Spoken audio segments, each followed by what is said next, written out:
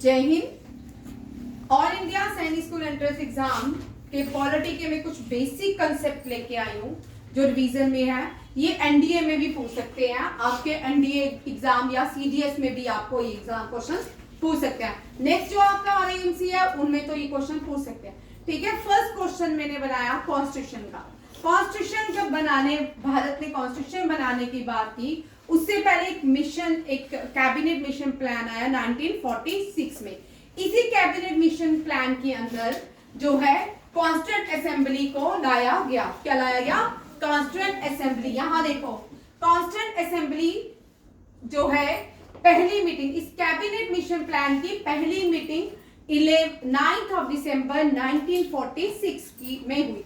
And अब यहाँ पे आपने 3 बेसिक क्वेश्चन याद रखने हैं कि कॉन्स्टिट्यूशन को कौन से प्लान्स में लाया गया, कैबिनेट कॉन्स्टिट्यूशन फॉर्म बाय कौन से मिशन प्लान में कैबिनेट फॉर्म किया गया, that is the cabinet mission plan 1946। Next question आता है, who was the prime minister during the formation of cabinet mission plan? कौन थे? ये है क्लाइमेट एटली। कौन है? Clement Attlee. याद रखिएगा, क्लाइमेट एटली जो है ये क्या है? Prime minister during constitution cabinet mission plan India got independence. ये 1961 तक प्राइम मिनिस्टर रहे थे शायद ब्रिटेन के। ठीक है, who was the viceroy during the formation of cabinet mission plan? Lord Wavell. कौन थे? Lord Wavell. ये सेकंड लास्ट, ये क्या थे? सेकंड लास्ट वॉइसरॉय थे। कौन थे? थोड़ा वॉइसरॉय से देखिए, वॉइसरॉय पढ़ने से पहले थोड़ा मैं लास्ट पीछे जाऊंगी। ठीक है, हर एक क्वेश्चन का पीछे ना पीछे से पास से कंसर्न है। 1857 रिवॉल्ट हुआ। ठीक है, तब ब्रिटिश जो थी इंग्लिश रूल खत्म हो गया था भाई, कि ब्रिटिश ईस्ट इंडिया कंपनी का रूल खत्म हुआ। कब खत्म हुआ? ईस्ट इंडिया का रूल 1857 में। तब जो ईस्ट इंडिया कंपनी के हेड होते थे उनको गवर्नर कहा जाता था। उनको क्या कहते थे?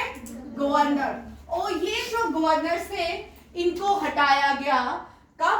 जब ईस्ट इंडिया कंपनी 1857 रिवॉल्ट में बुरी तरह इसको 1857 रिवॉल्ट का सामना करना पड़ा, तो क्वीन ने एक ऑर्डर पास किया कि अब रूल कौन करेगा? क्राउन। कौन रूल करेगा इंडिया में?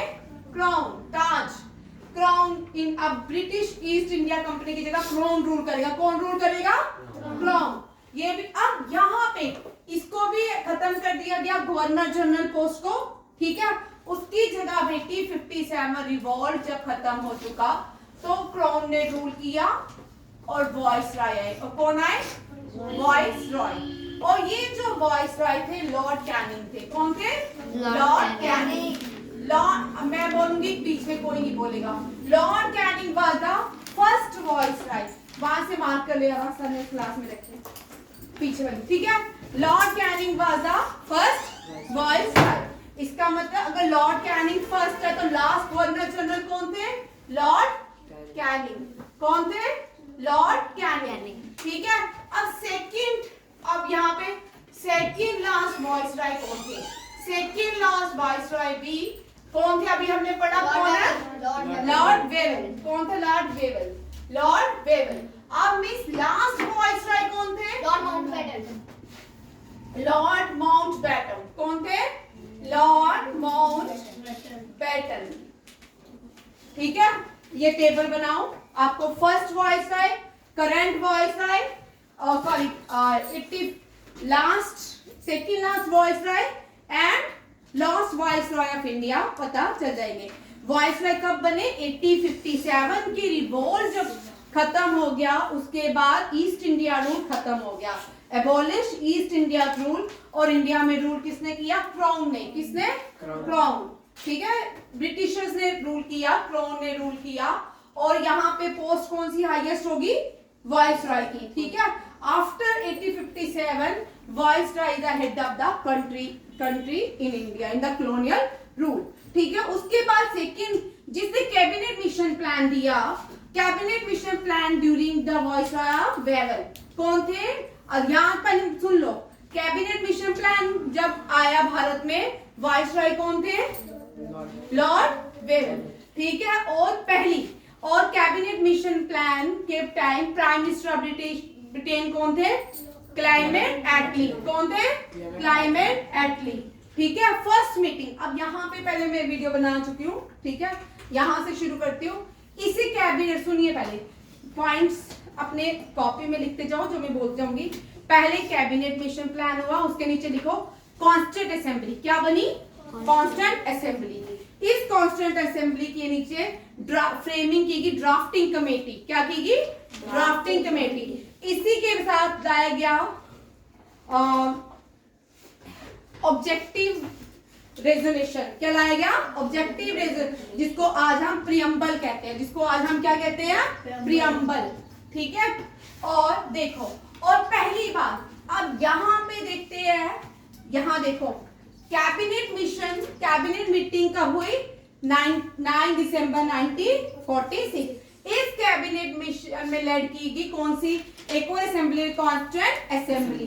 कॉन्स्टिट्यूएंट असेंबली 9 दिसंबर को मिलती है एक प्रेसिडेंट के साथ, जो टेम्परेरी प्रेसिडेंट, इनॉग्रल फंक्शन जो किया गया कैबिनेट मिशन या कैबिनेट मीटिंग का कॉन्स्टिट्यूएंट असेंबली का जब इनॉग्रेशन किया गया तो उसके प्रेसिडेंट सच्चिदानंदा सिन्हा को बनाया गया।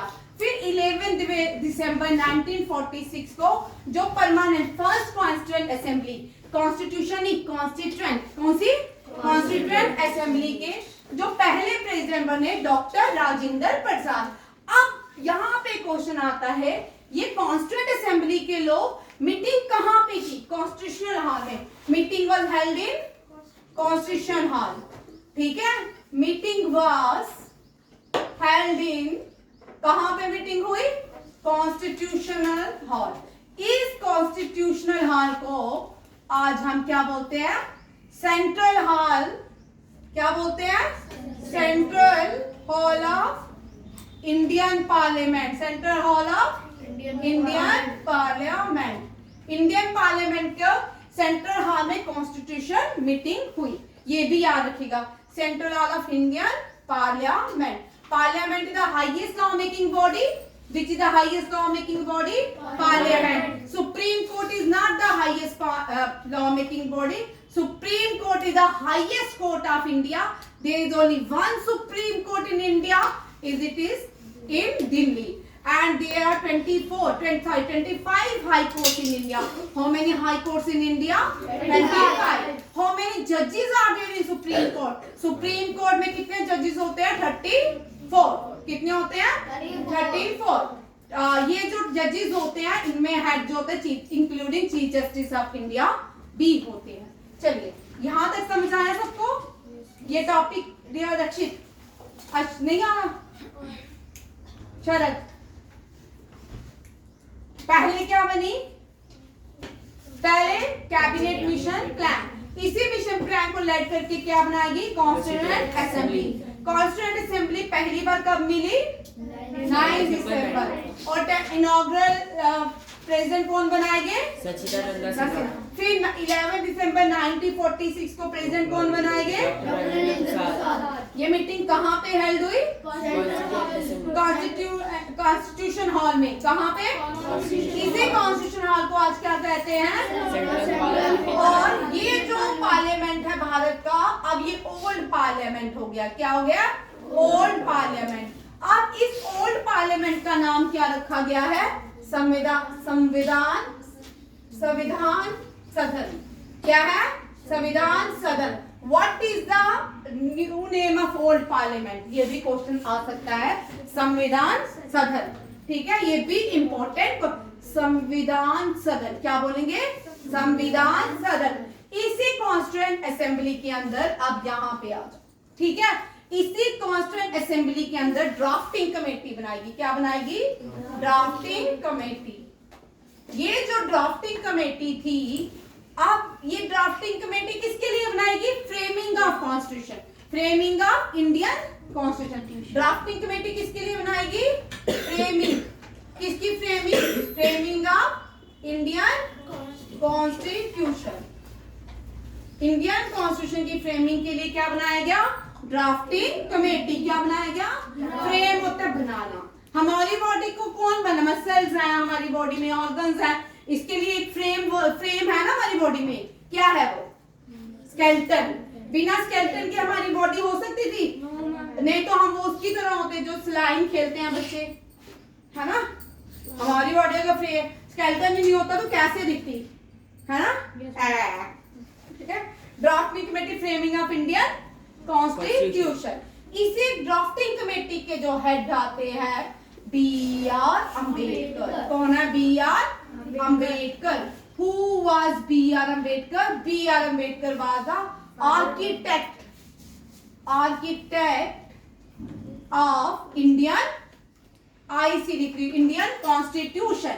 Who was the architect of Indian Constitution? Dr. B.R. Ambedkar. Or he is also known as the father of Indian Constitution. Father of Indian Constitution. From which community? अब बी आर अम्बेडकर कौन सी community से आते हैं? महन community. कौन सी? महन। और name the regiment which was formed by the father of B R Ambedkar. Mahar. और ये क्वेश्चन 2017 के सैनिक स्कूल में या 17-18 के सैनिक स्कूल में क्वेश्चन था। Name the regiment which was formed by father of B R Ambedkar. ये आपकी 6th क्लास की एसएसटी से ही क्वेश्चन उठाया था, जिस व्यक्ति ने उठाया एनसीईआरटी का। एनसीईआरटी में लिखा हुआ है father of B R Ambedkar establish Mahar community. ठीक है, नेक्स्ट देखो father of Indian constitution B R Ambedkar. यहां तक सबको समझ आ गया? आप भारत कॉन्स्टिट्यूशन हॉल में रोज मिले, कितने साल लगे भारत के कॉन्स्टिट्यूशन बनने में? 2 years 11 months and 18 days. How many days to get complete to Indian Constitution? बोलो मेरे साथ, 2 साल 11 महीने 18 दिन। हिंदी में तो आएगी 2 years 11 months 18 days। बोलो इंडियन कॉन्स्टिट्यूशन को कंप्लीट होने में कितना टाइम लगा? 2 years 11 months 18 days। कितना लगा? 2 years 11 months 18 days। डन? मैंने गिन के रखा है कितने? हाँ बिल्कुल। और who was the first person to sign Indian Constitution? First person to sign or sign Indian IC means Indian Constitution. Who was the last person? बोलो भाई। Firoz Gandhi. Who was the first person? Doctor Rajendra Prasad. Doctor Rajendra Prasad followed by J.R. Nehru, followed by and the last was beta Firoz Gandhi. Firoz Gandhi is the grandfather of Rahul Gandhi. ये गांधी है, he is a Parsi Muslim. ठीक है, doctor Rajendra Prasad was the first person and last person to sign Indian Constitution is Firoz Gandhi. यहाँ तक सारे concept हो गए जो इनमें से आपको क्वेश्चन। इससे पहले हम थोड़ी और पीछे चल जाते हैं। एक व्यक्ति था एम.एन. रॉय। क्या नाम था उसका? एम.एन. रॉय ने बोला क्यों ना भारत की 1929 में पूर्ण स्वराज की बात की गई लाहौर सेशन में। लाहौर सेशन जो था तब पाकिस्तान नाम का कोई देश नहीं था, तब लाहौर सेशन में पूर्ण स्वराज की बात की गई। और ये पूर्ण स्वराज में जे.आर. नेहरू ने कहा कि अब हमें आजादी ले लेनी चाहिए, India gets complete independence from the Britishers. But mission was not complete. 26 जनवरी 1930 डे रखा था, बट मिशन कंप्लीट नहीं हुआ। और उसके बाद जो है भारत ने, अब यहाँ पे थोड़ा आ जाते हैं, उसके बाद भारत ने कॉन्स्टिट्यूशन बनाने की तैयारी की। जब कॉन्स्टिट्यूशन बन के आ गया, इंडियन कॉन्स्टिट्यूशन तैयार कब हुआ? पूरा 2 साल लगे, 18 महीने लगे और 11 महीने लगे, 18 दिन लगे। ठीक है, बन के तैयार हुआ था 26 नवंबर 1949। अब एग्जाम में क्वेश्चन ये भी आ सकता है, दोनों क्वेश्चन ध्यान से देखिए। अडॉप्ट हमने किया है, ये बच्चे बहुत बार क्वेश्चन बने। अडॉप्ट हमने किया 26 नवंबर 1949 पूरे भारत में एनफोर्स। अब जेएल नेहरू बोलते हैं कि भारत जो है कि 26 जनवरी 1949 को 1950 में क्या करेगा, कॉन्स्टिट्यूशन को पूरे भारत में इंप्लीमेंट किया जाएगा। क्यों? क्योंकि लाहौर सेशन 1929 में भारत ने कहा था कि 26 जनवरी 1930 में भारत क्या करेगा, कॉन्स्टिट्यूशन आजादी ले लेगा। बट वो दिन सक्सेसफुल नहीं हुआ, इसीलिए ये भारत जो है रिपब्लिक डे कब मनाता है, 26 जनवरी 1950। आया समझ? और इसी दिन हमने कॉन्स्टिट्यूशन एनफोर्स किया। और कॉन्स्टिट्यूशन डे कब होता है, 26 नवंबर। कॉन्स्टिट्यूशनल डे 26 नवंबर, ठीक है। 26 November we are celebrated as constitutional day and Republic 26 January we are celebrating National Festival of India as Republic Day. There are 3 national festivals: Republic Day, Republic Day, Independence Day, and Gandhi Jayanti and Gandhi. Which are national festivals? Eid, the national festival is religion festival of India. Eid, Diwali, Nowruz. Nowruz कल जो है 21 मार्च को equinox होता है। क्या होता है? Equinox. हम क्या मनाते हैं, जो पारसी लोग या शियास कम्युनिटी है मुस्लिम से, वो नौरोज मनाती है। क्या मनाती है? नौरोज। क्या मनाती है? नौरोज। 9 डे का ये न्यू ईयर होता है पारसीज का, और शियास का इसको इंडिया में लद्दाख में मनाया जाता है, पर्शियन लोग मनाते हैं, और भी बहुत सारी कम्युनिटीज हैं जो नौरोज मनाती है। ठीक है, ये भी याद रखिएगा। चलो ये हो गया डन। अब देखो यहाँ पे जब कॉन्स्टिट्यूशन बन के तैयार हुआ तब आर्टिकल 398 थे। कितने थे? 398 आर्टिकल थे। अब टोटल 448 आर्टिकल्स है। कितने हैं? 448। शेड्यूल्स कितने थे? 8। अब कितने हैं? 12। फंडामेंटल राइट्स कितने थे? 7। अब कितने हैं? 6। फंडामेंटल ड्यूटीज कितनी थी? 10। अब कितनी है? 11। 5 ईयर प्लान। 5 ईयर प्लान किससे लिया हमने? यूएसएसआर से। और इस 5 ईयर प्लान को हम क्या कहते हैं? National institution for transforming India. How many 5 year plan complete हुए अब तक? 12। उसके बाद क्या इंप्लीमेंट हुआ? नीति आयोग। ठीक है, अब देखो इंडिया ने जो आजादी पाई, इंडिया ने जो आजादी पाई वो भी एक प्लान था। उस under which plan India gots independence, ये भी क्वेश्चन आ सकता है। Mountbatten plan. माउंटबैटन प्लान को 3 जून प्लान कहा जाता है। क्या कहा था? 3 जून को जो है इंडिया ने आजादी पाई। इसमें 2 देशों की डिवीजन हुई, भारत के 2 टुकड़े हुए, एक भारत बना, एक पाकिस्तान बना, एक हिंदुस्तान बना, एक पाकिस्तान बना। हिंदुस्तान हिंदू के लिए था और जो पाकिस्तान था वो मुस्लिम्स के लिए बनाया गया। ठीक है, ये भी याद रखिए, कभी कभी ये भी क्वेश्चन पूछ सकते हैं। ठीक है, अब यहाँ पे इससे पहले कौन सी क्रांति हुई थी जिससे इंडिया को आजादी की बात? हाँ, अगस्त क्रांति। Quit India movement. कौन सी? Quit India movement.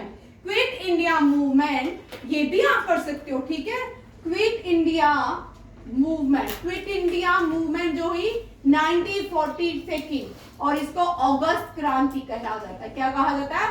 अगस्त क्रांति। जून क्रांति लॉर्ड माउंटबैटन प्लान, और इसके बाद 1947 भारत आजाद हुआ। 15 अगस्त 1947, 14 अगस्त को पाकिस्तान आजाद हुआ। ये भी याद रखिएगा। अब Who was the first Indian? जब भारत आजाद हुआ, रेड फोर्ट से प्रेसिडेंट ने फ्लैग नहीं लहराया। JL Nehru was the first Indian to host Indian flag at red fort. ठीक है, attorney general is also known as first law officer. Who is the first law officer? Attorney general. और कौन है attorney general? R. Venkata Ramani. R. Venkata Ramani. सबसे पहले attorney general कौन से थे? एससी सेटलवाल। कौन थे? एससी सेटलवाल। ये भी लिख दो, SC Setalvad was the first attorney general और फर्स्ट लॉ ऑफिसर ऑफ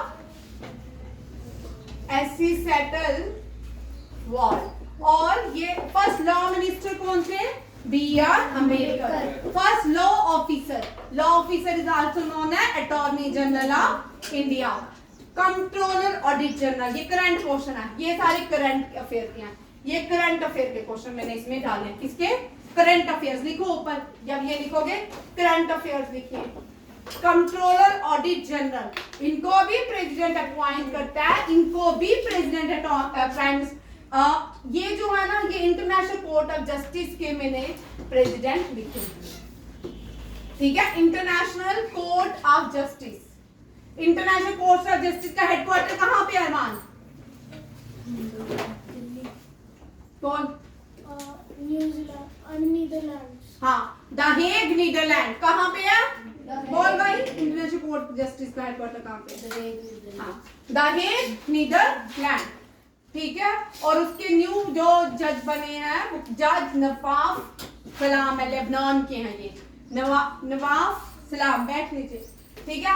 और भारत के new chief justice of India Sanjeev Khanna, Bharat के डिफेंस मिनिस्टर राजनाथ सिंह, भारत के army chief Upendra Dwivedi, air navy chief जो है दिनेश के Tripathi, air chief Amanpreet Singh and CDS current जो है अनिल चौहान। ये सारे क्वेश्चन जो है सब आपके एग्जाम में पूछे जा सकते हैं, क्योंकि इनमें से बहुत सारे क्वेश्चन एग्जाम में आ चुके हैं।